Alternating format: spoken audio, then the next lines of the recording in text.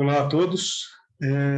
Esses dias eu estava vendo aí numa página, né, de Facebook mesmo, um- uma pessoa demonstrando aí a forma de resistência aplicada aí pelo seu polegar, né? Então, no tijolo de solo cimento, no encaixe, essa pessoa aplicava uma força, né, nesse, vamos dizer, nesse anel de encaixe, né? E admitia que esse teste é o suficiente para saber se a resistência do tijolo está bom ou não, pelo menos uma estimativa, né?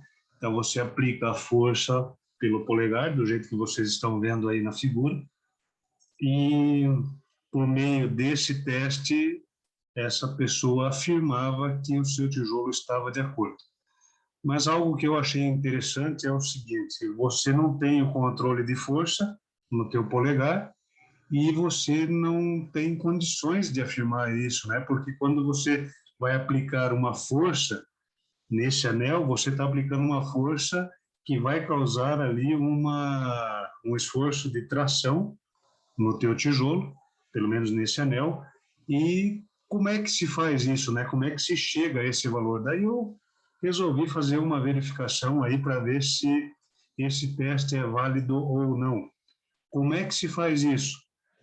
Geralmente, a gente coleta dados, né, de números do teste que está sendo feito para poder validar ou não o procedimento. Então, no caso aqui desse tijolo que eu estou aplicando força aqui, eu tenho, vamos dizer aí, aproximadamente 2,5 centímetros de largura do meu dedo, né?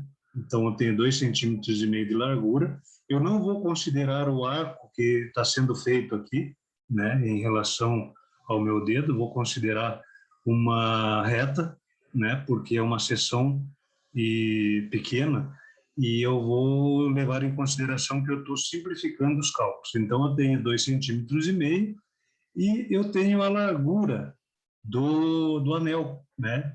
Então, tem essa largura aqui, que eu não medi, mas eu vou considerar 1 centímetro. Então, eu tenho 2,5 centímetros por 1 centímetro. Isso daqui me fornece uma área.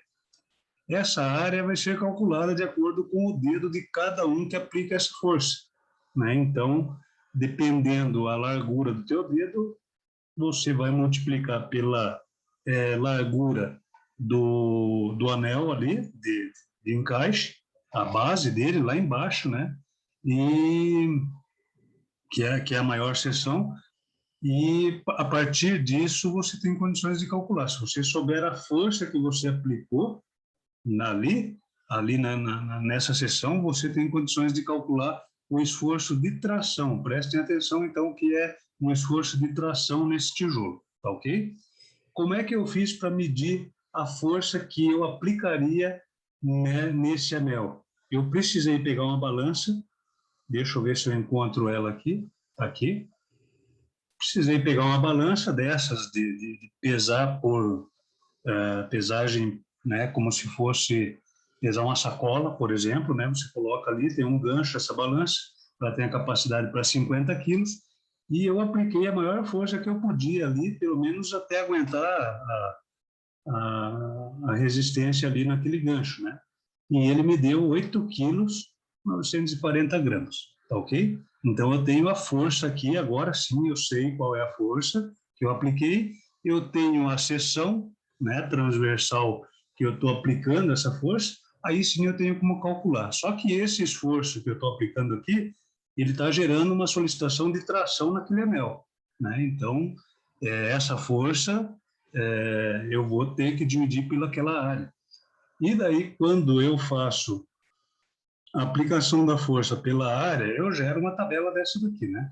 Então, eu tenho a largura do meu dedo, a largura do anel de encaixe, a área resistente, que é o que vai fazer a resistência daquele anel, a força aplicada em quilos, a resistência à tração, e daí eu tenho uma resistência estimada à compressão. Eu já vou explicar para vocês como é que funciona isso aqui. Então, eu vou alimentar essa planilha com os dados, né, que eu gerei lá na minha coleta de dados.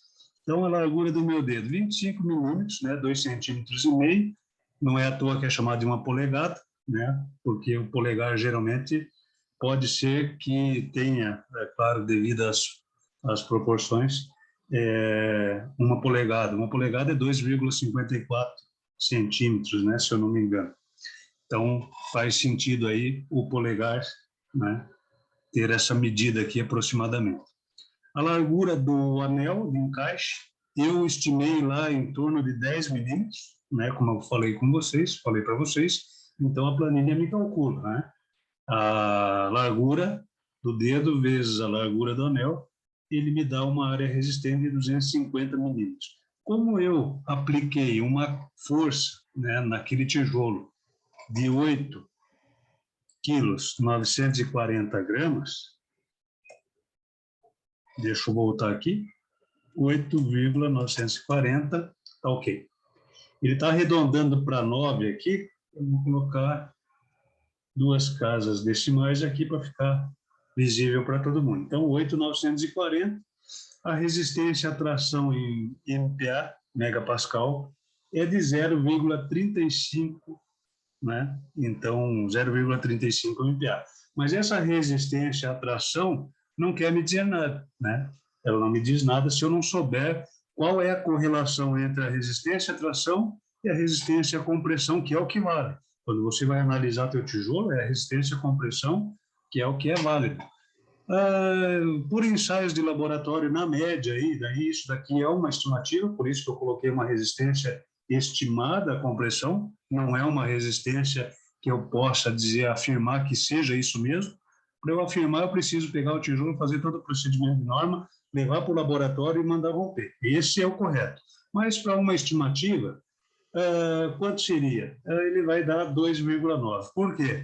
Porque geralmente a resistência à tração e a resistência à compressão, ela tem uma correlação entre 10 a 15% de variação entre uma e outra. Isso é válido para o concreto. No solo cimento nunca fiz, mas eu vou utilizar o mesmo sistema, né?